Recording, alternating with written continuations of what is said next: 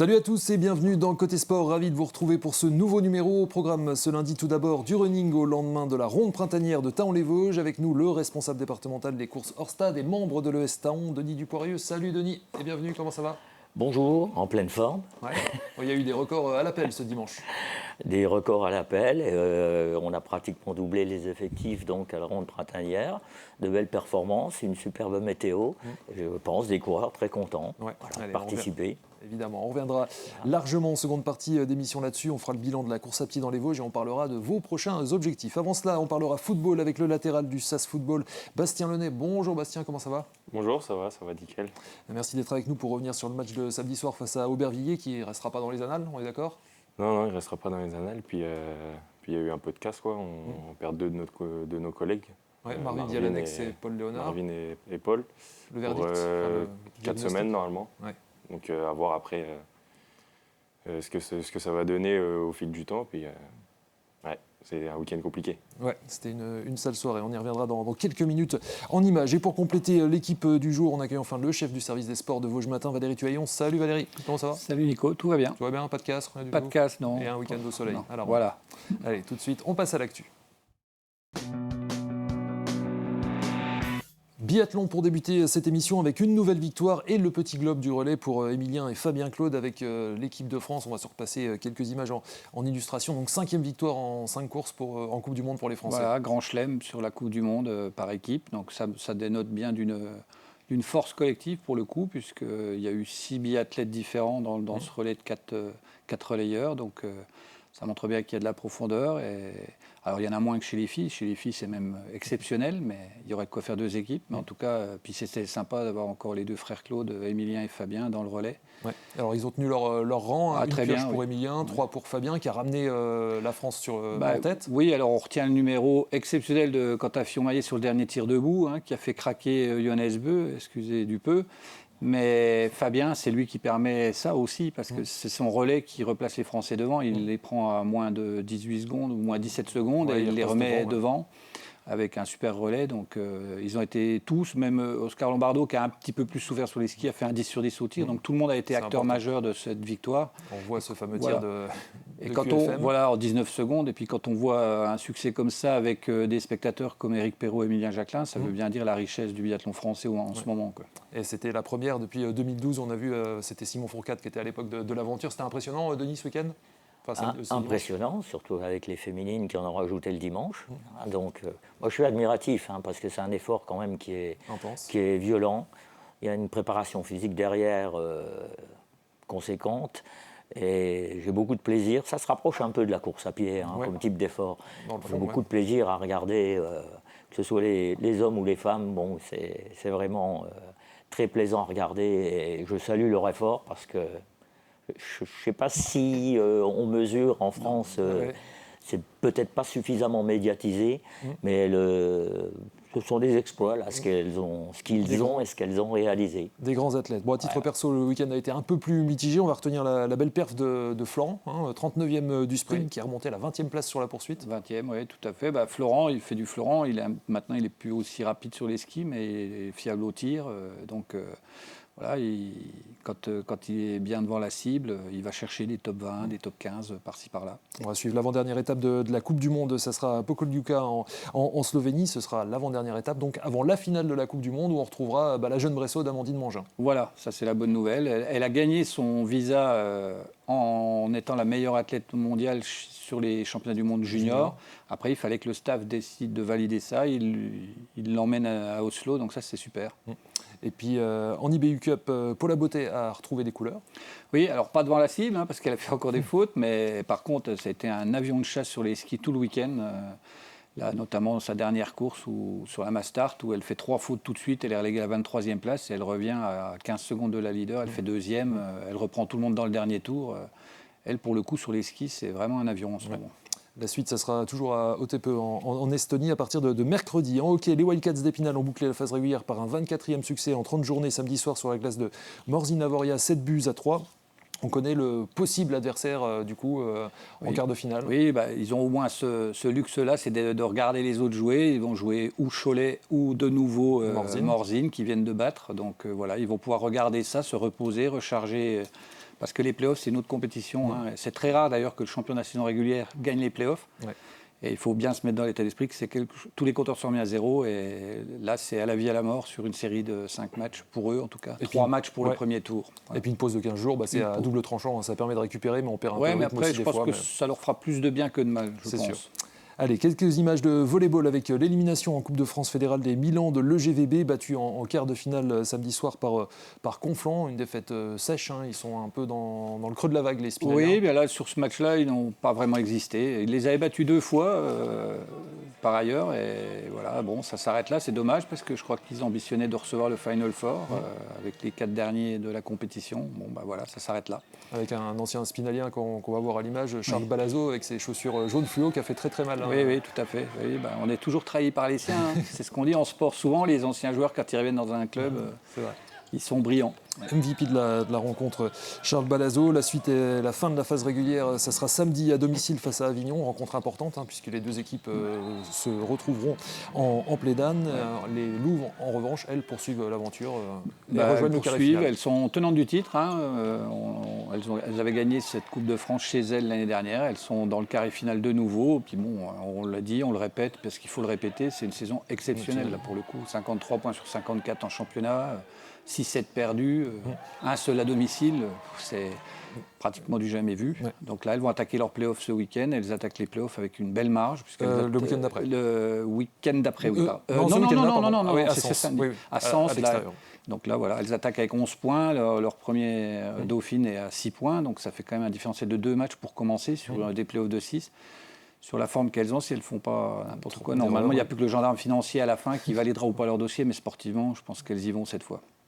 Allez, à noter en National 3, la 7e victoire consécutive de l'EBM, 107-84 face au WOSB. Défaite en revanche du BCGE, 69-84 face au leader, la réserve de Mulhouse-Faststadt. La suite des championnats, ça sera dans 15 jours. Bastien, est-ce que vous suivez un petit peu les autres sports du coin, localement ? Pas trop, non.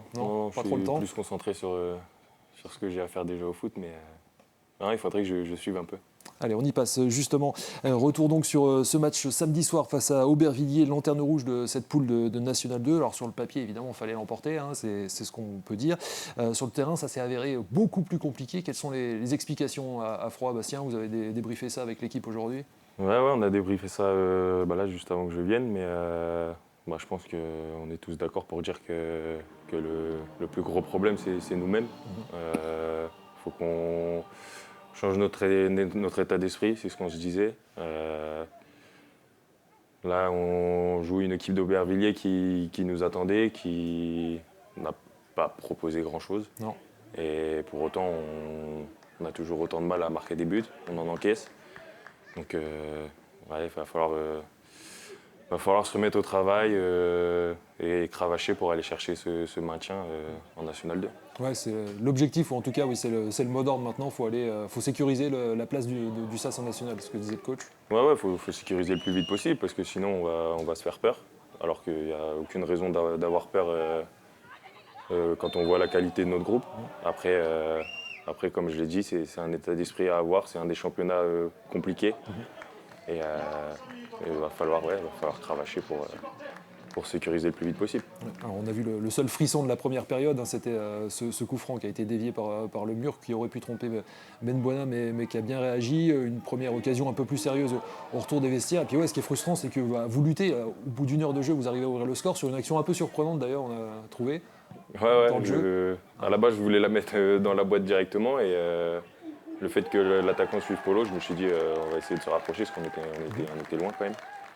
Mais comme vous disiez, c'est frustrant, quoi.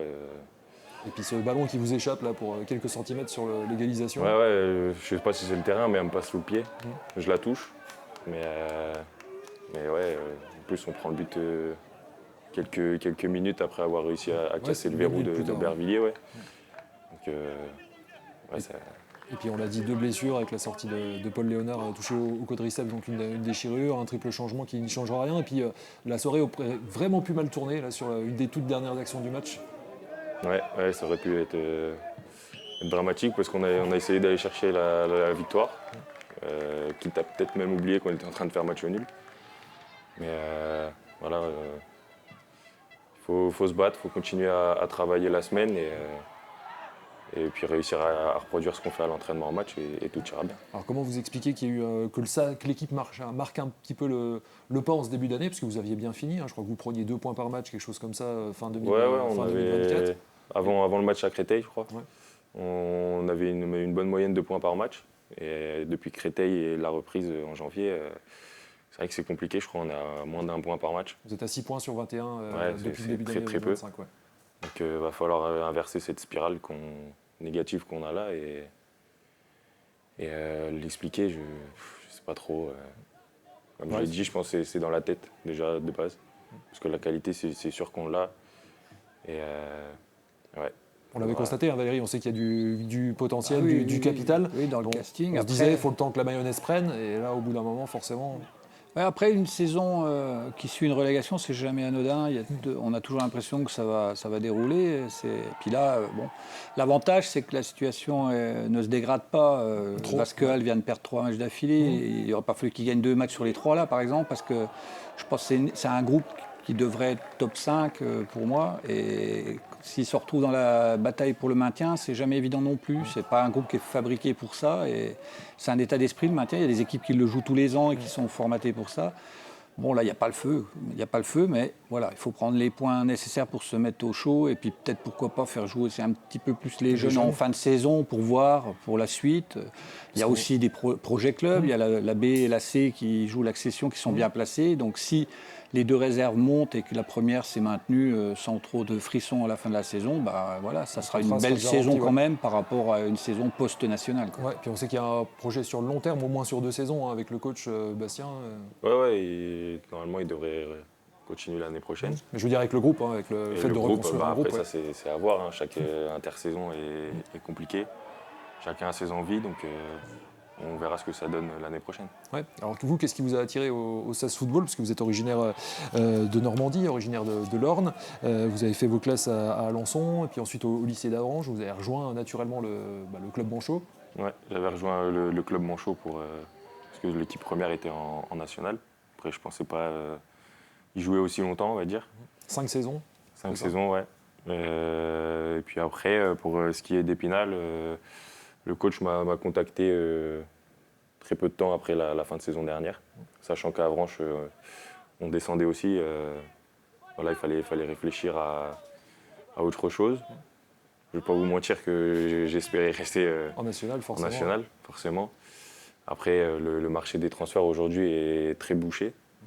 Donc voilà, après avoir parlé plusieurs fois avec le coach, avec Jean-Yves Collin, j'ai décidé de être sûr d'avoir quelque chose, continuer à jouer, pourquoi pas après remonter au niveau supérieur.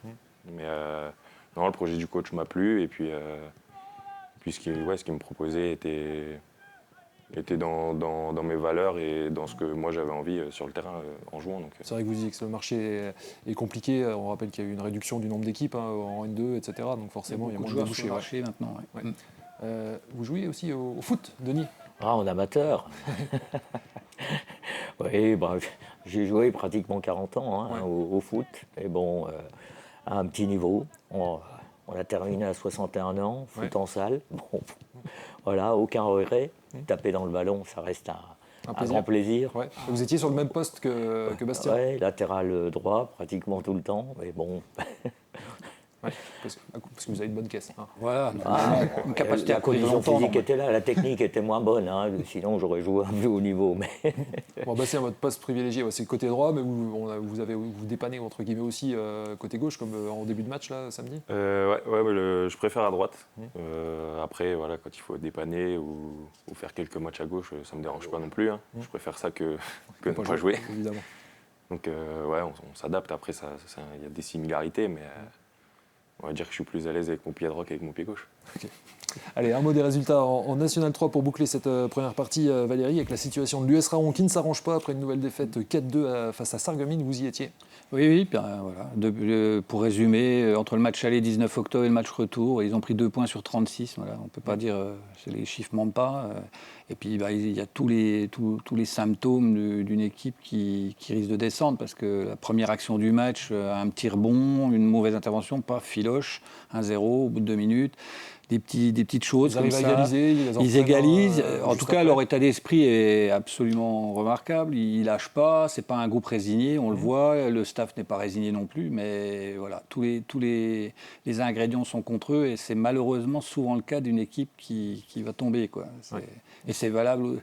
Taon est pas mieux non plus. Mieux parce qu'elle est moins décrochée, mais il va falloir prendre des points assez vite. Là, je crois qu'ils sont à 5 points maintenant du premier non relégable et ça montre l'exigence de championnat. Quand on voit le groupe d'Épinal, on en a parlé, mais Taon, Raon, c'était des places fortes de la N3 et aujourd'hui, ils luttent pour leur maintien parce que tout se resserre, ils professionnalisent de plus en plus, il y a des contrats fédéraux partout et ça devient compliqué. Ouais, vous parliez de la pièce qui tombe du mauvais côté, c'était le cas pour le Estaron aussi ce week-end. Oui, ils avaient un groupe jeune, ils avaient emmené beaucoup de jeunes et ils tenaient tête au leader sur sa pelouse et voilà, à quelques minutes de la fin...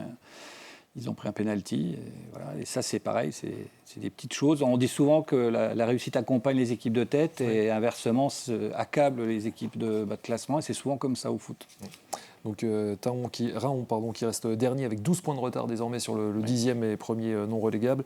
Et Taon, vous l'avez dit, avant-dernier, à 5 points de la sortie de la zone rouge. Il va falloir cravacher. Les Taonnais recevront Pontarlier samedi prochain. Il ne reste que 8 journées en plus, c'est ça? Oui, 8, ouais. Donc, il va falloir cravacher. Il va falloir cravacher, oui, tout à fait. Allez, voilà pour cette première partie. Tout de suite, une virgule et on parle course à pied. À nous, Denis, et retour tout d'abord sur la 16e édition de la Ronde Printanière, dont vous êtes l'une des chevilles ouvrières et qui avait lieu dimanche à Thaon-les-Vosges. Ce dimanche, 750 concurrents sur 2 courses, le semi-marathon, le dernier des Vosges, on le rappelle, et un 10 km qu'on va voir en premier en image dans un instant, que vous aviez rajouté en 2022. Pourquoi déjà ? Bon, pour étoffer un petit peu, ne pas laisser le semi-marathon tout seul, quoi, hein. C'était une idée de Thibaut Kisslig, notre salarié du club, d'ailleurs dont tout le mérite lui revient. C'est lui le grand coordonnateur de la manifestation. Et bon, aujourd'hui, ce type de manifestation nécessite en amont quand même énormément de préparation, énormément de travail. Ce sont des épreuves labellisées, FFA, on a des officiels qui viennent le jour de la course, donc... il faut être extrêmement rigoureux et tout le mérite de la réussite, je crois, lui revient. On peut lui rendre hommage de ce côté-là. Il fait un super boulot, Thibaut. Avec des parcours mesurés au centimètre près, très plat, mais avec beaucoup de relances. Énormément de relances. Bon, vous avez vu qu'actuellement, il y a plein de travaux sur Taon, donc c'est pas facile aussi. Des endroits qui ont été rebouchés. Donc on a eu de la chance, on a eu le soleil, donc les coureurs étaient contents, les parcours sont loin d'être performants. Donc en 2026, nous aurons 2 nouveaux parcours. Voilà, on va travailler tous ensemble pour refaire des parcours qui se rapprochent de celui de la ronde hivernale, qui est quand même très rapide et très roulant. Ouais. Bon, les chronos sont tombés à l'appel.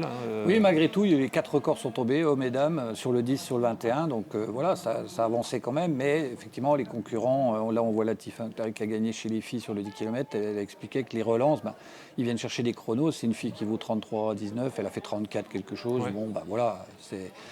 Les relances, par définition, elle avait fait son record à Nice où c'est deux grandes lignes droites, par exemple. Ah ouais. Voilà. Bon, on a vu qu'il y avait donc 450 inscrits, quelque chose comme ça, sur le 10 km. Ici, c'est le semi-marathon, avec un grand favori, bien évidemment, Benjamin Paulin, le super polyvalent, qui a explosé le record. On a la chance d'avoir des vedettes. Benjamin, c'est un fidèle. Ouais. Bon, tout le monde connaît son parcours, donc on savait qu'il allait réaliser, mais on ne l'attendait pas quand même à une 0,5 là, comme ça, sur un parcours vraiment pas facile. Voilà. Peut-être que son parcours de trailer aussi, ça les températures, l'air de rien, parce qu'à cette époque, c'est les premières fois il aime bien la chaleur, tu m'as dit, donc ça lui convenait bien. Et puis, mais je pense aussi qu'il est certainement dans une période de forme, puisqu'il prépare les championnats de France de marathon en 3 semaines, je crois. Oui, c'est ça, Sainte-Maxime. Voilà, donc c'est bien, il est sur une bonne pente. Espérons que tout ira bien pour lui dans 3 semaines. Bon, chez les féminines, on avait donc Émilie Jacot qui était là, aussi qui est en préparation marathon. Donc, c'est pour ça que ce semi-marathon le maintient aussi. Il est très bien placé. On sait que pour les coureurs, ça constitue une préparation après pour faire des marathons, quoi. Et puis ceux qui n'ont pas envie de faire de marathon, ça leur permet de pas aller sur Strasbourg, Nancy. Bien sûr. Ouais, alors donc il faut le maintenir. On va continuer à travailler. Bien évidemment. Bastien, vous courez un petit peu pour le plaisir en plus du foot ou pas du tout? C'est pas un plaisir? On va dire pendant la trêve. Ouais, mais sinon, non, la semaine. Quand je peux ne pas courir, je me repose. Ouais. Vous parliez de la chaleur, Valérie, c'est vrai qu'elle a éprouvé plus d'un. Alors c'est sûr, il ne faisait pas 35 degrés comme en plein été, mais le changement c'est un changement assez brutal. Il y avait aussi le Ramadan pour beaucoup. Les deux suivants de Benjamin Paulin, Momo Moussaoui et Elossine Zourkane. Et Elossine Zourkane qui a même fait un petit malaise à l'arrivée. Voilà, c'est des paramètres qu'il faut arriver à gérer, le Ramadan. C'est valable dans le foot aussi. Moi j'étais à Rouen, ils ont fait une pause au coucher du soleil en première mi-temps pour permettre à ceux qui observent le Ramadan de prendre des pâtes de fruits, des petites choses après le coucher du soleil, vous voyez. Et c'est contre-productif par rapport à l'effort qu'on demande sur un semi-marathon, évidemment. Mais malgré tout, ils font des chronos assez intéressants. On l'a dit, les parcours seront amenés à évoluer l'an prochain. Denis, il y a aussi un projet de 5 km dans les tiroirs. Voilà, notre nouveau président Max Lesage souhaite qu'on mette en place un 5 km. Beaucoup de coureurs d'ailleurs réclament cette distance, il n'y en a pas. Et c'est devenu une épreuve de championnat de France maintenant, une distance. Donc c'est vrai qu'il faudrait qu'on mette ça en place. Bon, compliqué à mettre en place dans les rues de Thaon. Il faut aussi qu'on trouve la période. Il ne faut pas qu'on gêne les commerçants.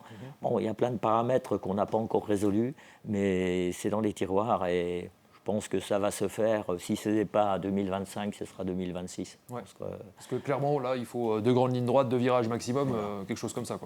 Voilà. Ouais, on va y arriver. Ouais, j'en doute pas. Vous êtes, on le rappelle, Denis, responsable des courses hors stade au sein du comité des Vosges d'athlétisme. On vous a invité aussi pour faire un peu le bilan de l'année passée et se projeter sur le calendrier 2025. En termes d'effectifs, déjà, il y a une bonne nouvelle. Oui, il y a course hors stade, responsabilité maintenant partagée avec Stéphane Dufay du comité des Vosges.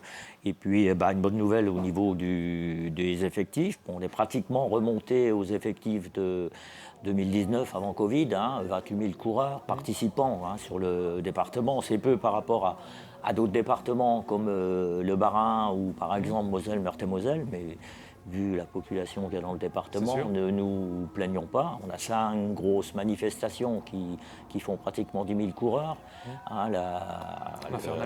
L'Infernal Trail en premier, le Trail des Brosses qui fait vraiment aujourd'hui, qui s'est extrêmement développé. Le Trail de la Vallée des Lacs, la Ronde hivernale, quand même la course sur route, et puis Corrida des Abbesses et le Trail 14-18. Ouais. On est à 30% à peu près de course sur route, donc les courses sur route se maintiennent quand même. Je crois qu'on l'a vu hier avec la Ronde printanière. Les gens aiment aussi de temps en temps faire du macadam pour aller voir le chrono, parce qu'en trail, on n'a pas trop de repères. Faire une séance de vitesse, bien sûr, il y a les foulées de Vittel, il y a les foulées de Longemer, de la Bresse. On a encore Vittel, Longemer, qui reste, Neuchâteau, où il y a aussi un 10 km.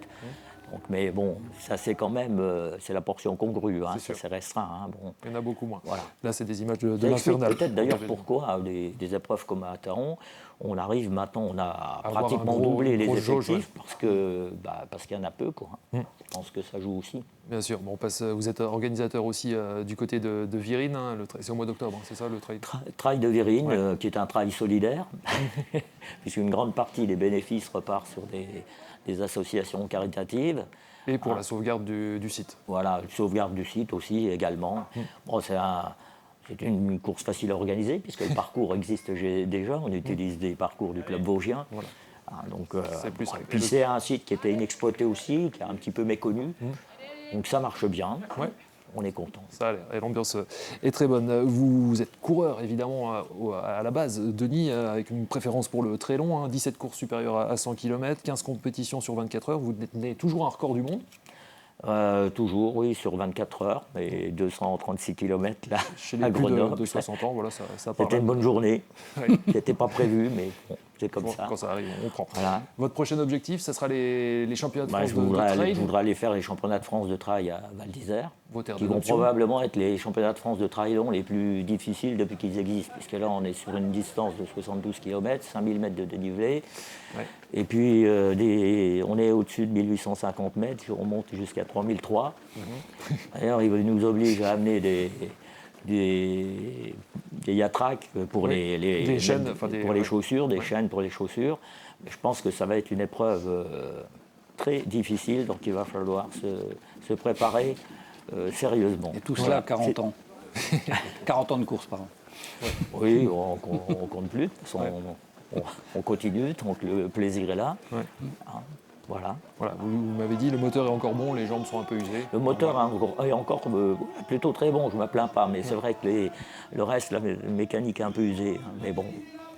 Je parlais juste de rappeler que vous avez 72 ans, Denis. Hein, donc, oui, juste pour remettre un petit peu le... Tant qu'on n'est pas en queue de peloton et que les barrières horaires ne viennent pas vous rattraper, tout est positif. Ouais, il y a encore du plaisir. Ouais, bah ça, Oui, je vous ai vu un peu vous décomposer quand vous avez entendu les chiffres du championnat de France de trail à Val d'Isère. Ouais, c'est beaucoup trop ça. Ouais, c'est sûr qu'on est loin du niveau de la mer. Allez, merci à tous les deux d'être venus sur notre plateau ce lundi. On vous souhaite le meilleur pour la suite de la saison. Ça va aller. Denis, on vous souhaite de participer et de briller pour ces championnats de France. Allez. Merci Valérie, on se retrouve très vite sur ce plateau. Merci à Jérémy Combe et toute son équipe pour la réalisation de cette émission. Très bonne semaine sur Vosges TV et à lundi prochain.